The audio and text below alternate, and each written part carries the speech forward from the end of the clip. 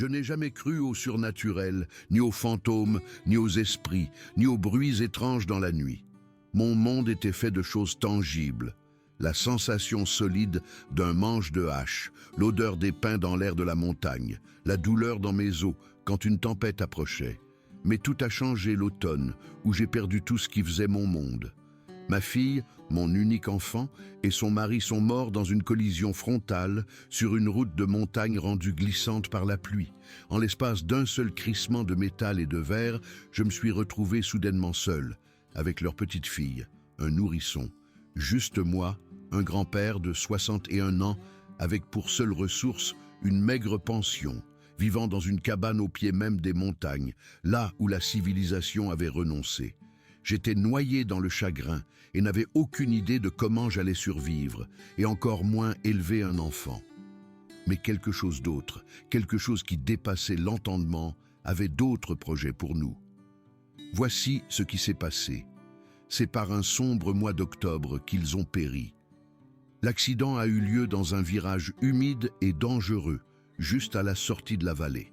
Un instant, ma fille ramenait sa famille à la maison après m'avoir rendu visite le dimanche. La voiture emplie du parfum de la tarte aux pommes qu'elle avait cuisinée, et l'instant d'après, une camionnette de livraison a fait de l'aquaplaning et a traversé la chaussée pour percuter leur voie. L'agent de la police d'État, un jeune homme aux yeux remplis d'une pitié bien trop grande, m'a dit qu'ils étaient morts sur le coup. Il a dit ça comme si c'était censé être une sorte de consolation, une petite lueur de miséricorde dans un océan de cruauté. Le nourrisson, ma petite fille, a survécu parce qu'elle était sur la banquette arrière, tournée vers l'arrière dans son siège auto, protégée de la violence comme dans un cocon. Elle n'avait que 7 mois, trop jeune pour comprendre que ses parents n'étaient plus qu'un souvenir, trop jeune pour savoir autre chose que l'univers était soudainement devenu un endroit plus sombre, plus froid et plus vide. Les services de protection de l'enfance, incarnés par une femme au visage fatigué et une pile de formulaires, m'ont demandé si je pouvais la prendre. Bien sûr, j'ai dit oui. Qu'aurais-je pu dire d'autre? C'était ma petite fille, la chair de ma chair, le dernier morceau de ma fille qui restait sur cette terre. Mais entre accepter de la prendre et savoir comment m'y prendre, il y avait un monde. J'avais élevé ma fille, mais c'était il y a 35 ans, quand j'étais un jeune homme, et que ma femme, que Dieu et son âme, étaient encore en vie. Maintenant, j'étais seul, survivant avec une pension fixe dans une cabane qui nécessitait des réparations que je ne pouvais absolument pas me permettre. La vieille chaudière grinçait et tout sautait fonctionnant à peine. Les fenêtres laissaient passer les courants d'air dès que le vent soufflait et l'hiver nous traquait, son souffle glacial descendant déjà des sommets. Ma cabane se trouvait tout au bout du chemin, là où la route entretenue par le comté s'arrêtait et où la vraie nature sauvage commençait. La plupart des gens évitaient cette région. Ils disaient que c'était trop isolé, trop loin des commodités de la ville. Mais j'avais vécu ici pendant 45 ans et je n'avais jamais eu de vrais problèmes. Les montagnes m'avaient toujours semblé être une compagne silencieuse et protectrice. Je n'aurais jamais imaginé qu'elle deviendrait quelque chose de plus. Les premières semaines après l'arrivée du nourrisson, ma petite Lily, furent les plus difficiles de toute mon existence.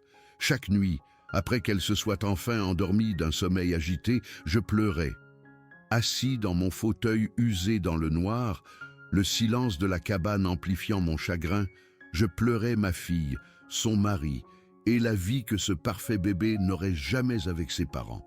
Je pleurais parce que j'étais terrifié de ne pas avoir assez d'argent pour les couches et le lait en poudre, terrifié de ne pas avoir l'énergie de faire ça tout seul, terrifié de la décevoir, comme j'avais l'impression d'avoir déçu tout le monde dans ma vie. Novembre est arrivé, apportant avec lui le premier grand froid. La température a chuté bien en dessous de 0 et y est resté un gel tenace et implacable qui s'est installé profondément dans le sol. Ma facture de chauffage a doublé, puis triplé.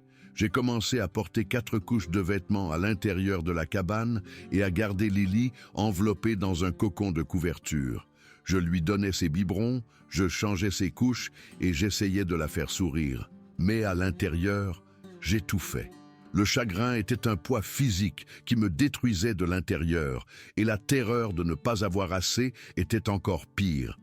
Puis est venue la nuit qui a tout transformé. C'était 3 semaines avant Noël. Un grésil glacial et incessant tombait et le vent hurlait dans les interstices de mes vieilles fenêtres comme une âme en peine. Je venais de coucher Lily quand j'ai entendu quelque chose dehors. Au début, j'ai pensé que c'était le vent qui faisait claquer une branche contre le mur de la cabane, mais je l'ai entendu à nouveau. Un bruit sourd et lourd, puis un autre, suivi du son distinct de pas crissant sur la neige verglacée. Mon cœur s'est mis à battre la chamade. Nous étions à plus de 3 kilomètres du voisin le plus proche. Personne ne venait jamais ici après la tombée de la nuit, surtout par une tempête pareille. J'ai pensé que c'était peut-être un animal, un puma ou un ours descendu des hauteurs à la recherche de nourriture. Mais les pas semblaient trop lourds, trop délibérés. Ils ressemblaient presque à ceux d'un homme. Je me suis glissé jusqu'à la fenêtre du salon et j'ai écarté le lourd rideau de laine d'1 millimètre à peine. Ce que j'ai vu a glacé le sang dans mes veines. Il y avait quelque chose dans mon jardin, quelque chose d'énorme. Il mesurait au moins 2,70 m, une silhouette colossale se découpant sur le grésil tourbillonnant, couverte d'une fourrure sombre et hirsute. Ses épaules étaient aussi larges que mon réfrigérateur.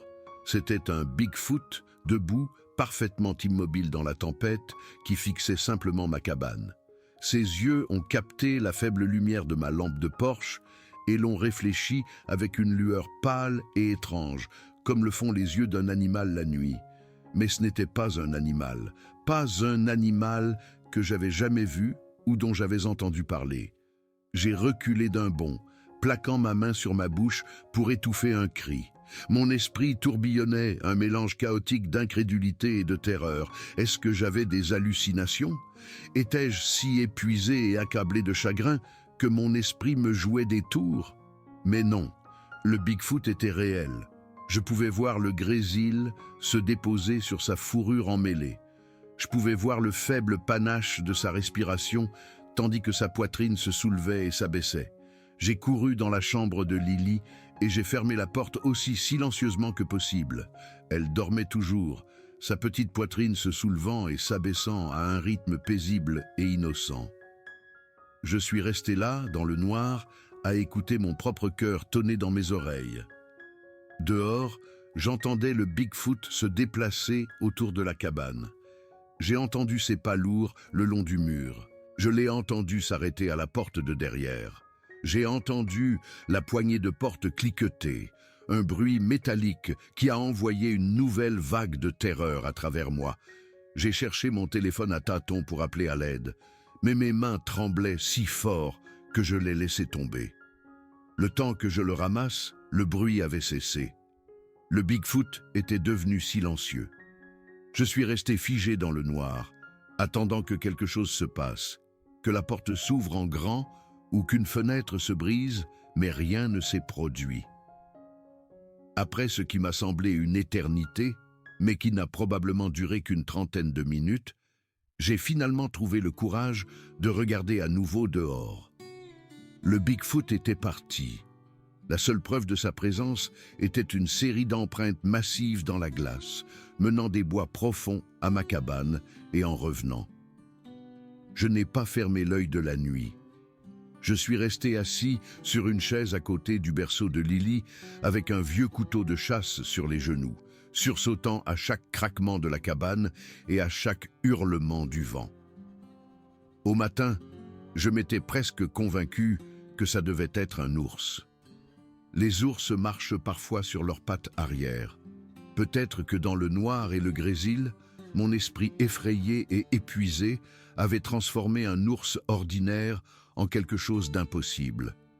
Mais quand le soleil s'est levé, jetant une lumière pâle et aqueuse sur le paysage gelé, je suis sorti pour regarder ces empreintes. Elles n'étaient pas des empreintes d'ours, Elles avaient la forme d'énormes pieds humains, mais 4 fois plus grands, et elles menaient directement à ma porte de derrière, s'y arrêtaient un moment, puis retournaient vers les montagnes en une ligne droite et déterminée. Ce matin-là, j'ai trouvé autre chose aussi. Sur mon porche arrière, soigneusement disposé sur la marche supérieure, se trouvait une pile de provisions. Pas des déchets ou des restes, mais de la vraie nourriture. Il y avait des champignons sauvages, encore frais malgré le froid, arrangés en une grappe nette. À côté d'eux, 4 grosses truites, nettoyées et vidées, étaient posées sur un lit d'aiguilles de pin odorantes. Le Bigfoot les avait laissées là pendant la nuit. Je suis resté là à regarder cette nourriture pendant un long moment, essayant de comprendre. Cette créature, quelle qu'elle soit, m'avait terrifié. Mais elle n'avait pas essayé de me faire de mal. Au lieu de cela, le Bigfoot m'avait apporté des provisions. Pourquoi? J'ai regardé ces truites et ces champignons et j'ai pensé à mon réfrigérateur vide. J'ai pensé à la façon dont j'avais étiré chaque centime, sautant des repas pour pouvoir acheter du lait pour Lily. J'ai pensé à la peur que j'avais eue que nous ne passions pas l'hiver. J'ai rentré les provisions. La truite était fraîche, les champignons avaient un goût de terre et je les ai cuisinés tous les deux pour le petit déjeuner. Je me suis senti coupable au début, comme si j'acceptais la charité de quelque chose dont je devrais avoir peur. Mais j'avais faim, j'étais désespéré et la nourriture était bonne. Cette nuit-là, le Bigfoot est revenu. Je m'y attendais cette fois, donc je n'avais pas aussi peur. J'ai entendu le crissement familier des pas dans la glace et je suis allé à la fenêtre. Le Bigfoot se tenait au même endroit que la veille, observant simplement ma cabane. Cette fois, la tempête étant passée et une pleine lune jetant une lueur argentée sur la neige, j'ai pu mieux voir la créature. Elle était massive, avec de longs bras puissants qui lui arrivaient presque aux genoux et une carrure large et musclée. Sa fourrure était brun foncé, presque noire au clair de lune, et son visage était un mélange étrange et fascinant d'humain et de singe, avec un nez plat et des yeux profonds qui semblaient intelligents, conscients. Le Bigfoot est resté là peut-être 15 minutes, puis s'est retourné et est reparti silencieusement dans les montagnes. Le matin, il y avait plus de nourriture sur mon porche, plus de champignons, plus de truites, et cette fois, une dinde sauvage, déjà nettoyée et prête à être cuisinée. Cela a continué pendant des semaines. Chaque nuit, le Bigfoot venait se tenir dans mon jardin. Chaque matin, je trouvais de la nourriture sur mon porche. J'ai cessé d'avoir peur et j'ai commencé à être curieux. Qui était cette créature? Que voulait-elle?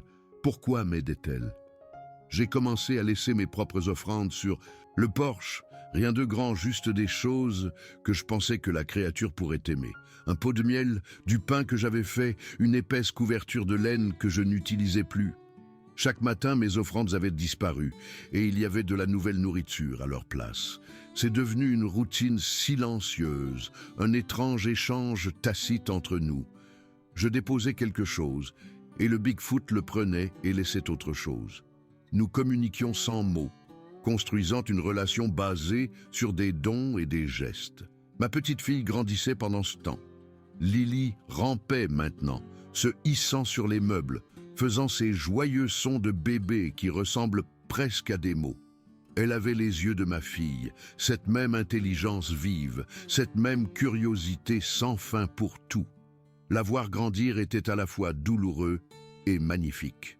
Douloureux parce que ma fille ne le verrait jamais, et magnifique parce que cette petite fille s'épanouissait malgré tout. Je passais moins de temps à pleurer et plus de temps à simplement essayer de la suivre.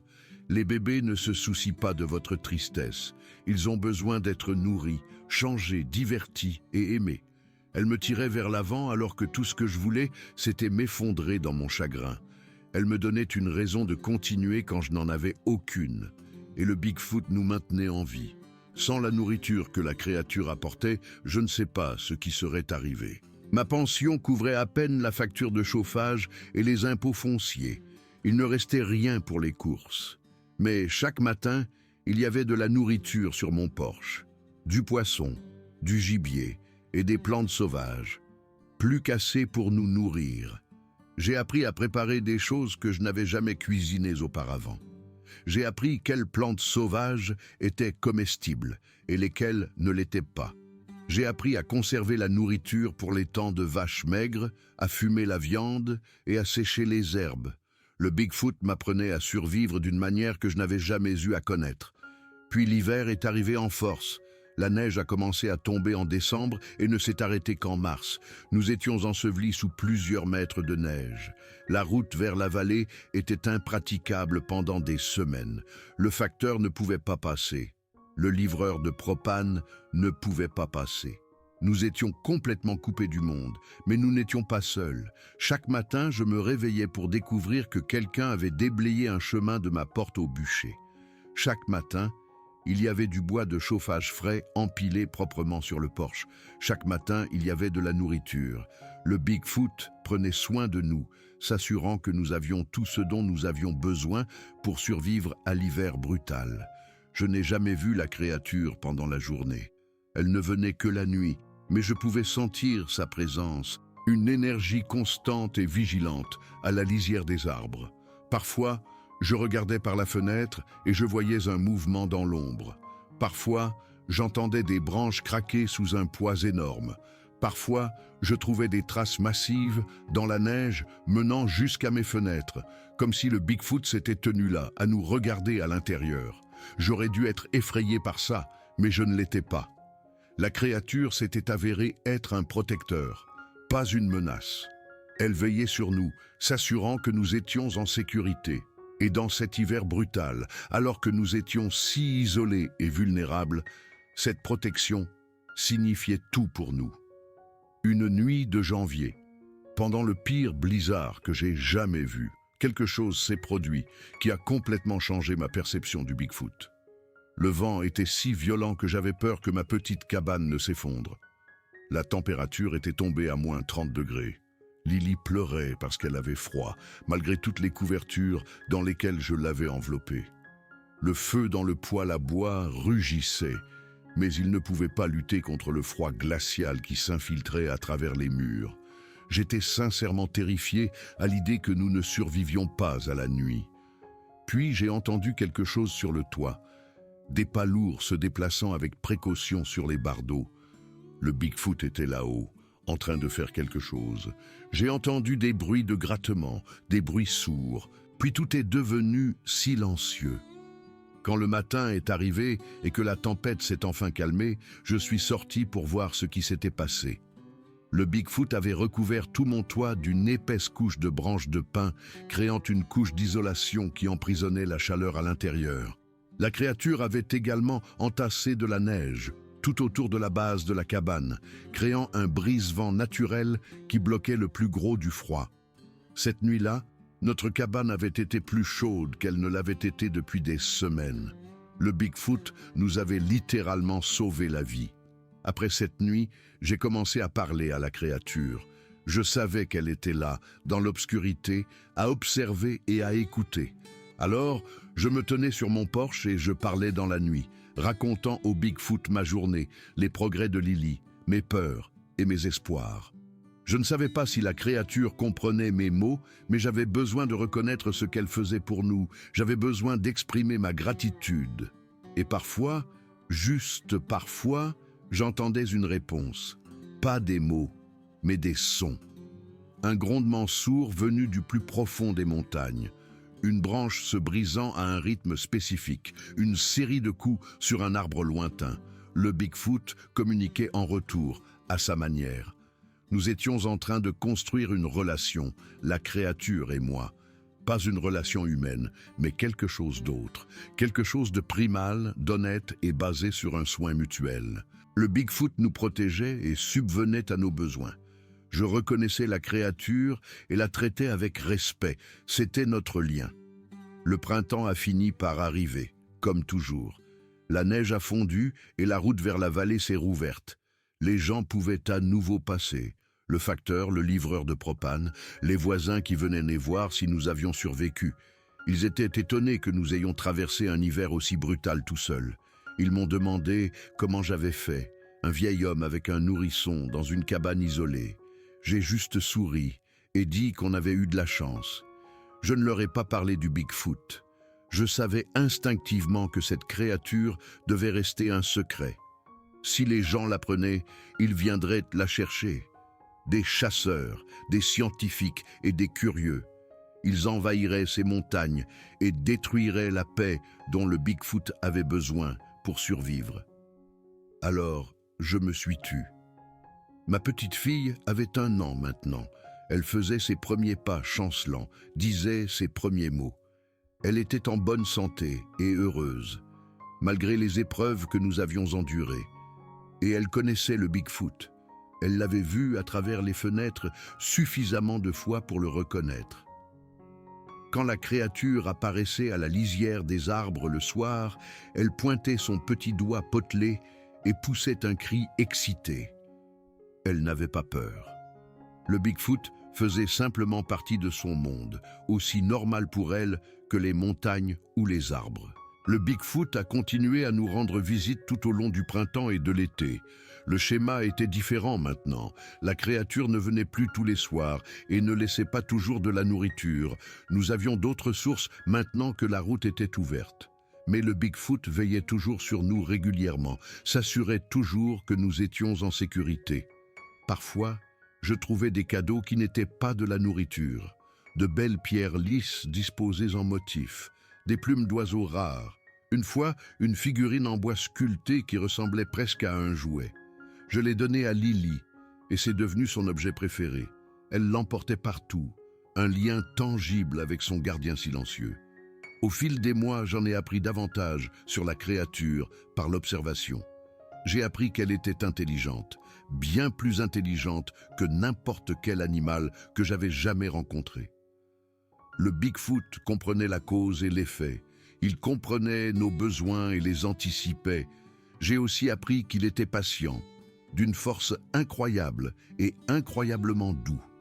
Malgré sa taille et sa force énorme, le Bigfoot se déplaçait avec précaution autour de notre cabane, n'endommageant jamais rien, ne faisant jamais plus de bruit que nécessaire. Et j'ai appris qu'il était seul. Je pouvais le voir dans la façon dont la créature s'attardait parfois, debout à la lisière des arbres pendant des heures, à nous regarder. Je pouvais l'entendre dans les longs appels, mélancoliques qu'elle poussait dans la nuit. Le Bigfoot était seul dans ces montagnes, tout comme je l'avais été avant son apparition. C'est peut-être en partie pour cela qu'il avait choisi de nous aider. Peut-être reconnaissait-il en nous un reflet de sa propre solitude. Cet été-là, quelque chose s'est produit qui m'a fait comprendre à quel point nous dépendions de la protection du Bigfoot. Un groupe de randonneurs s'est perdu et a fini près de ma cabane. C'étaient de jeunes hommes qui ont vu Lily jouer dans le jardin et un vieil homme seul, et ils ont décidé d'en profiter. Ils sont entrés de force, exigeant de la nourriture et prenant ce qu'ils voulaient. L'un d'eux a fait une remarque sur le fait que personne ne saurait jamais si quelque chose nous arrivait ici. J'étais terrifié. Mais alors, ils ont entendu quelque chose dehors. Un son si grave et si puissant qu'il fit trembler les fenêtres. Le Bigfoot était arrivé, et il était en colère. Les randonneurs ont couru à la fenêtre et ont vu la créature se tenir dans le jardin. 2,70 m de fourrure, de muscles et de pure rage.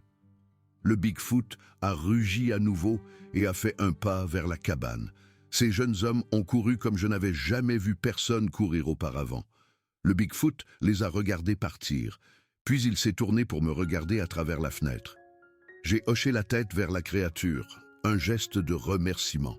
Le Bigfoot a hoché la tête en retour, un geste très humain de la part de quelque chose qui ne l'était pas du tout, puis il a disparu à nouveau dans les arbres. J'ai signalé l'incident, mais n'ai pas mentionné le Bigfoot. La police a retrouvé les hommes bredouillant des histoires de monstres. Tout le monde a supposé qu'ils étaient drogués. Mais je connaissais la vérité. Le Bigfoot nous avait encore sauvés. Ma petite fille avait 2 ans maintenant. Elle courait et parlait. Elle avait un nom pour la créature, sa version bébé du mot qui sortait comme Big. Chaque soir, elle se tenait à la fenêtre et appelait Big en agitant sa petite main. Et la plupart des soirs, le Bigfoot apparaissait à la lisière des arbres et lui faisait un signe en retour. Je l'ai vu de mes propres yeux, nuit après nuit. La créature était liée à nous, surtout à elle. Elle veillait sur son enfance, s'assurant qu'elle grandissait en sécurité et aimée. J'avais 64 ans maintenant, et les années de deuil et de stress avaient laissé des traces. Il y avait des jours où je me demandais combien de temps encore je pourrais tenir. Mais ensuite, je voyais le Bigfoot monter la garde à la lisière des arbres, et je me souvenais que je ne faisais pas vraiment ça tout seul. Cet hiver-là, notre deuxième avec le Bigfoot, fut plus facile. Je savais à quoi m'attendre. Cette fois, la créature a commencé à apporter différents types de cadeaux. Des plantes médicinales qui soulageaient de mes articulations douloureuses, des mousses spéciales qui étaient bonnes pour soigner les coupures. Le Bigfoot semblait comprendre que je vieillissais et que j'avais besoin d'une aide différente maintenant. Ma petite fille a eu 3 ans ce printemps-là. Elle parlait de Big constamment, me racontant des histoires sur ce que le Bigfoot faisait pendant la journée. Elle disait que Big vivait dans une grotte tout en haut des montagnes. Elle disait que Big était parfois triste parce que sa famille lui manquait. Je ne savais pas si ces choses étaient vraies, mais elles semblaient vraies. Cet été-là, j'ai décidé de remercier le Bigfoot comme il se doit. J'ai pris un de mes vieux manteaux de laine et j'ai passé des semaines à le modifier, le rendant beaucoup plus grand pour s'adapter à la carrure énorme de la créature. Quand il fut terminé, je l'ai laissé sur le porche avec un mot qui disait simplement « merci ». Le lendemain matin, le manteau avait disparu. Et cette nuit-là, quand le Bigfoot est apparu à la lisière des arbres, il portait le manteau. La créature se tenait là, au clair de lune, et leva une main massive dans un geste qui ne pouvait être décrit que comme un salut. J'ai senti des larmes couler sur mon visage. Les années ont continué à passer. Ma petite fille est devenue une jeune enfant. Elle comprenait que notre situation était inhabituelle, que Big était un secret que nous devions protéger. J'ai commencé à écrire des choses, à documenter notre relation impossible pour qu'elle l'ait quand elle serait plus grande. J'avais 68 ans maintenant, et le Bigfoot semblait comprendre que je vieillissais. La créature a commencé à en faire plus sur la propriété, réparant les clôtures, dégageant les arbres tombés, faisant le gros du travail que je ne pouvais plus gérer. Nous étions une équipe, nous 3. Un vieil homme, une jeune fille et une créature de légende. Un soir de cet automne-là, quelque chose d'extraordinaire s'est produit. Le Bigfoot est sorti de la lisière des arbres et s'est approché de Lily alors qu'elle jouait dans le jardin. La créature s'est agenouillée, se faisant plus petite, et a tendu une main massive pour toucher doucement le sommet de sa tête. Elle a levé la main et a touché la sienne en retour. Ils sont restés comme ça un moment, connectés. La barrière entre les espèces s'était dissoute. Au moment où j'écris ces lignes, cela fait presque 9 ans depuis cette première nuit de Grésil. 9 ans de miracles quotidiens et d'amitié impossible. Lily a 9 ans. Elle est en bonne santé et heureuse. J'ai 70 ans, toujours là, toujours capable de m'occuper d'elle. Et le Bigfoot est toujours là, veillant toujours sur nous. L'hiver dernier, la créature nous a apporté un autre cadeau. Une figurine en bois sculptée, plus grande et plus élaborée que la première. C'était une sculpture de 3 silhouettes se tenant ensemble. Une grande, une moyenne, une petite. Le Bigfoot, moi et ma petite fille, debout entre nous, sa main tendue pour nous toucher tous les deux. Le Bigfoot avait sculpté notre famille. Je ne sais pas ce que l'avenir nous réserve. Je ne sais pas combien d'années il me reste. Mais je sais une chose. Nous avons reçu un don extraordinaire. On nous a permis de voir au-delà des frontières normales du monde. Nous avons vécu une connexion qui transcende les espèces et la logique. Et nous sommes reconnaissants, au-delà des mots. Chaque soir, Lily se tient toujours à la fenêtre et guette Big. Et chaque soir, notre gardien apparaît. Une promesse constante et silencieuse que nous ne sommes pas seuls.